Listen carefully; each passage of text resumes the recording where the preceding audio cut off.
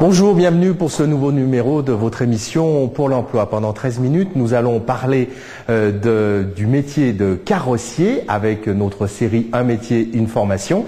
Et puis, nous serons ici dans la Maison des entreprises pour rencontrer l'ADEFIM. Et avec l'ADEFIM, nous allons parler de ce constat. Aujourd'hui, les métiers évoluent. Il faut que les collaborateurs dans les entreprises puissent transférer leurs compétences et suivre ces évolutions.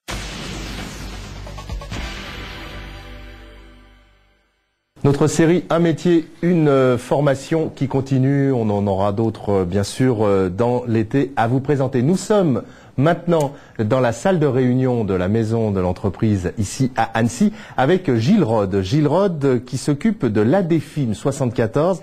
Il s'agit de l'association de développement des formations de l'industrie de la métallurgie. Et vous allez comprendre pourquoi nous sommes avec ce qu'on appelle un OPCA. On va vous expliquer de quoi il s'agit. Gilles Rode, vous êtes vous en tant qu'organisme chargé d'accompagner les entreprises dans la formation des salariés, directement confronté à ce constat.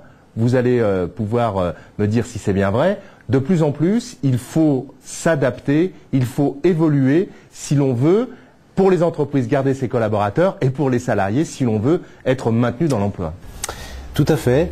Donc dans nos missions qui sont d'informer les entreprises sur les différents dispositifs de formation et les financements associés, eh bien on constate dans les industries de la métallurgie depuis de nombreuses années que pour être compétitif, que pour être présent sur le marché, pour s'adapter aux nouvelles technologies, la formation tient un rôle essentiel.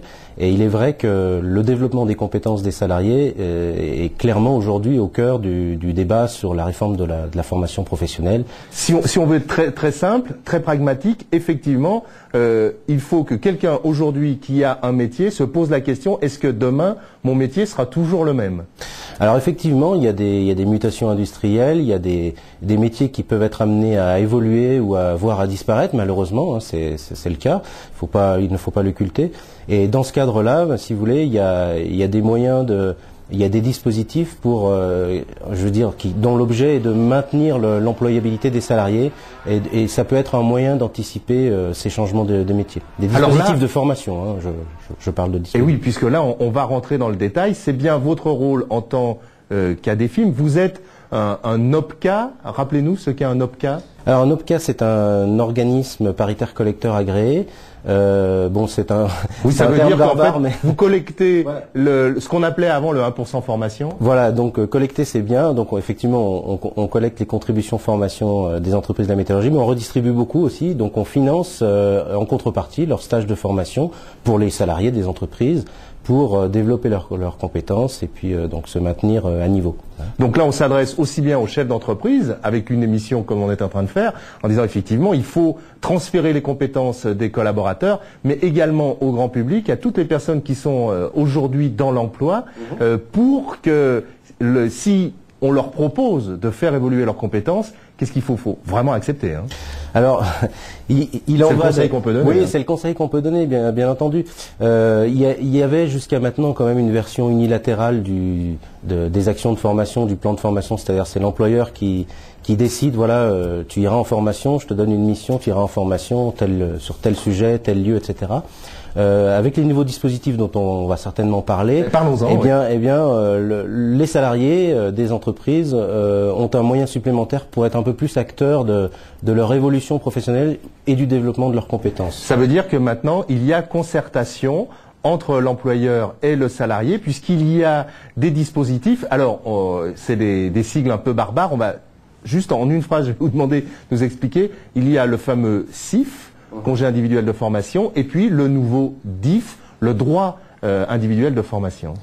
Voilà, donc juste un petit retour, donc il y a un nombre important d'actions de formation dans les entreprises qui étaient de toute façon traditionnellement alimentées par les demandes individuelles des salariés, donc avec l'accord de l'employeur. Et puis vous aviez le congé individuel de formation, donc le CIF, qui permettait aux salariés qui avaient un projet personnel, individuel, de se former sur des actions de formation de son choix pour changer de métier, pour évoluer, pour faire je ne sais quoi.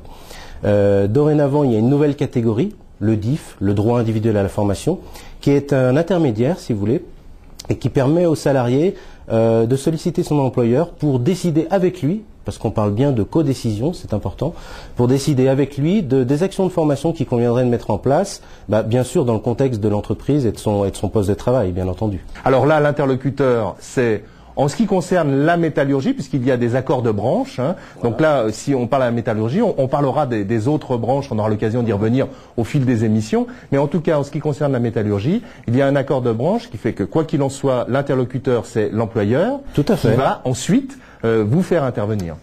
Tout à fait. Donc nous, notre rôle auprès des entreprises, c'est de les aider à formaliser leurs projets, donc leurs projets qu'ils ont vus avec les salariés également, leurs projets, leurs programmes de formation, et puis de trouver le financement optimum, le financement adéquat. Donc effectivement, nos interlocuteurs directs, ce sont les entreprises. Oui. Et là, puisqu'on parlait de transfert de compétences, lorsqu'on veut faire évoluer une personne pour s'adapter peut-être aux évolutions du métier, là, qu'est-ce qu'on fait? On fait un bilan de compétences. Il faut transférer des savoir-faire. Alors, pas uniquement, on raisonne pas uniquement en termes de dispositifs. On peut avoir une approche produit de la formation. Ça c'est le DIF, ça c'est le bilan de compétences, ça c'est autre chose. En fait, il faut comprendre que c'est toute la réforme de la formation professionnelle qui fait que dorénavant, on a des moyens pour essayer de maintenir l'employabilité des salariés, de contribuer au développement de leurs compétences, et tout ça dans un esprit de co-décider avec l'employeur. Donc ça, c'est un élément important à comprendre. Et effectivement, puisque vous parliez du bilan de compétences, le bilan de compétences, ça peut être un bon outil au niveau de la gestion des ressources humaines des entreprises par rapport à un salarié pour évaluer ses compétences par rapport à un poste donné. Mais ça peut être aussi un outil de démarche individuelle qui va permettre au salarié peut-être de se repositionner par rapport à un futur métier qu'il veut exercer. Donc, si on peut résumer, pour quelqu'un qui a un projet vraiment très personnel, il va s'orienter vers une démarche plus vers des fonds GESIF, par exemple. Par contre, lorsque la démarche est concertée avec l'employeur, là, on est bien avec la DEFIM. Alors tout à fait, je crois que vous avez bien résumé. C'est important de bien distinguer les deux. Dans la mesure où effectivement ce dispositif demeure, le congé individuel de formation est un élément important de notre système de la formation professionnelle continue en France. Et puis effectivement, lorsqu'il y a une concertation, je veux dire il y aura des éléments des outils qui seront mis en place pour cette décision commune avec l'employeur pour les actions de formation. Je pense à l'entretien annuel, donc qui est un élément qui va être complètement au cœur du système et qui devra permettre aux deux acteurs, entreprises comme salariés, de définir les actions de formation qui sont prévues. Oui, tout à fait. Gilles Rode, merci beaucoup pour toutes ces précisions. Je vous signale d'ailleurs que nous reviendrons sur ce thème de transfert de compétences et d'évolution des compétences dans une autre émission où là nous nous adresserons directement aux personnes qui ont perdu leur emploi et qui doivent transférer leur savoir-faire pour trouver un nouvel emploi. Là, cette émission était bien centrée sur les personnes qui sont dans l'emploi et qui vont justement, grâce à tous ces dispositifs, surtout pouvoir être maintenus dans l'emploi. Et là, on est bien dans une démarche gagnant-gagnant. Aussi bien c'est bon pour l'entreprise et c'est bien sûr bon pour le collaborateur. Tout de suite, le bloc-notes.